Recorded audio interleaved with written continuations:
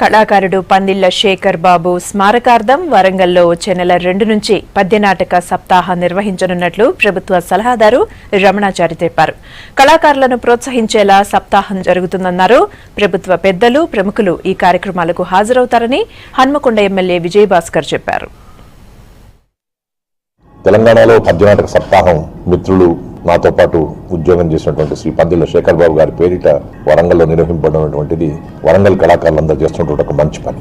ఇది తెలంగాణలో ఉండేటువంటి 10 జిల్లాలకు సంబంధించినటువంటి పద్యనాటక కళాకారుల యొక్క ఆకాంక్షకు ప్రతీక. మరి వేదిక కూడా పద్మశ్రీ డాక్టర్ నేరేళ్ల వేణుమాధవ్ గారి యొక్క వేదిక కాబట్టి మొదటి రోజున వారిని సన్మానించుకోవాలని చెప్పని ఈ నిర్వాహక కమిటీ వాళ్ళు అనుకోవడం కూడా చాలా గొప్పైనటువంటి విషయం. చివరి రోజున మిత్రులు శ్రీ పందిళ్ల శేఖర్ బాబు గారి యొక్క స్మారక పురస్కారాన్ని మంచి రచయిత, మంచి దర్శకులు శ్రీ తలకమండ రామచంద్రరావు గారికి ఇవ్వడం అనేటువంటిది కూడా ఒక గొప్ప విషయం.